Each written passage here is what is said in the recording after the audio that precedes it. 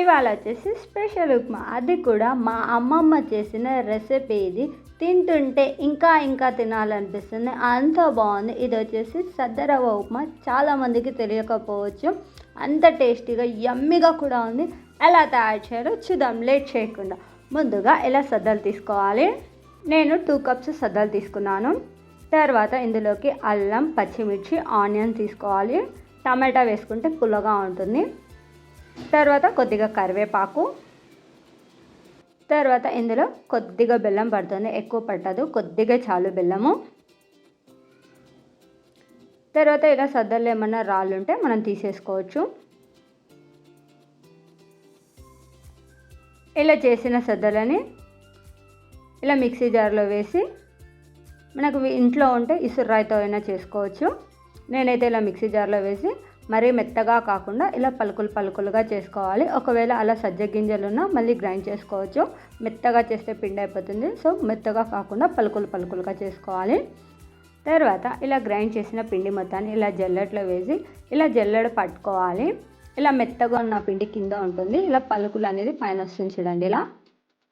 ఇలా మెత్త పిండి మనం యాడ్ చేసుకోకూడదు, ఇలా రవ్వ ఉన్నదే తీసుకోవాలి. చూడండి, ఇలా రవ్వ రవ్వ చేసుకోవాలి మొత్తం. మనము సేమ్ ఉప్మా రవ్వ ఎలా ఉంటుందో మనకు బయట అలా చేసుకోవాలి ఇది సద్ద రవ్వని. సో మొత్తాన్ని ఇలా చేసి పక్కన పెట్టుకుంటున్నాను నేను.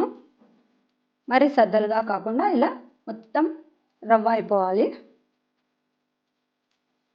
ఇలా మనం జల్లెడ పట్టినాం కదా పిండి, ఇదేం వేస్ట్ కాదు. మనం ఎప్పుడైనా కావాలంటే దోశలో కానీ రొట్టె కానీ ఏదైనా చేసుకోవచ్చు, ఇది మనకేం వేస్ట్ కాదు. తర్వాత అల్లం, పచ్చిమిర్చి, కొత్తిమీర, కరివేపాకు, ఆనియన్స్ని ఇలా చిన్న పీసెస్గా కట్ చేసుకోవాలి. తర్వాత ఒక బౌల్ తీసుకొని కొద్దిగా నూనె యాడ్ చేస్తున్నాను. నూనె బాగా హీట్ అవ్వాలి. ఇలా నూనె హీట్ అయిన తర్వాత కొద్దిగా పచ్చిమిర్చి, కొద్దిగా అల్లం ముక్కలు రెండింటిని యాడ్ చేస్తున్నాను. కొద్దిగా దూరగా రావాలి అల్లము, పచ్చిమిర్చి అనేది. ఇలా దూరగా వేగిన తర్వాత ఇందులో కొత్తిమీర, కరివేపాకు యాడ్ చేస్తున్నాను. తర్వాత ఇందులో కొద్దిగా తాలింపు గింజలు, తర్వాత కట్ చేసి పెట్టుకున్న ఆనియన్స్ అన్నిటిని యాడ్ చేస్తున్నాను.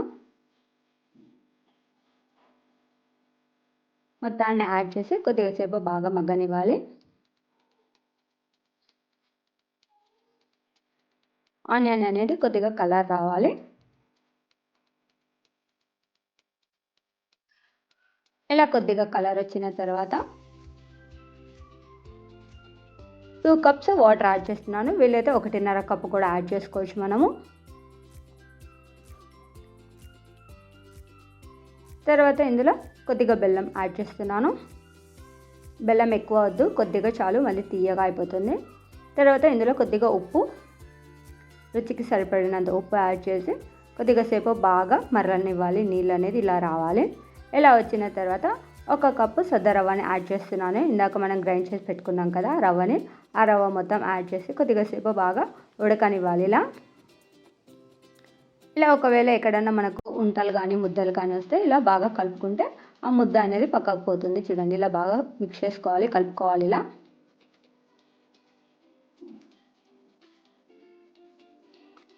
ఇలా బాగా కలుపుకోవాలి. ఇలా ఉంటలుగా లేకుండా మొత్తాన్ని ఇలా కలుపుకోవాలి. చూడండి, వీడియోలో నేను చేసిన విధంగా కలుపుకోవాలి మొత్తాన్ని.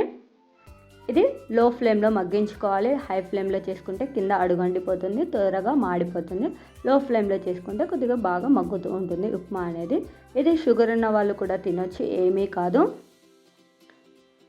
ఉప్మాలో లైట్గా వాటర్ ఉంది, కొద్దిగా మగ్గనివ్వాలి. ఇలా మగ్గిన తర్వాత చూడండి, ఉప్మా ఎంత బాగుందో కదా, చూస్తుంటే తినాలనిపిస్తుంది, అంత టేస్టీగా ఉంది నిజంగానే. నేనైతే లేట్ చేయకుండా ఇంకా ప్లేట్లోకి సర్వ్ చేసుకుంటున్నాను ఉప్మా. అందులో అమ్మమ్మ చేసిన రెసిపీ కాబట్టి ఇంకా తినాలనిపిస్తుంది, అంత టేస్టీగా ఉంది. నేనైతే ఫస్ట్ టైం తింటున్నాను ఈ సద్దరవ్వ ఉప్మా. ఇందులోకి కొద్దిగా పప్పుల పొడి కానీ ఆవకాయ వేసుకొని తింటున్నాను. టేస్ట్ అయితే నిజంగానే అదిరిపోయింది. చేసింది ఎవరు? అమ్మమ్మ చేతి వంట టేస్ట్ అదరకుండా ఉంటుందా? తింటుంటే ఇంకా తినాలనిపిస్తుంది, అంత టేస్టీగా ఉంది అమ్మమ్మ చేతి వంట.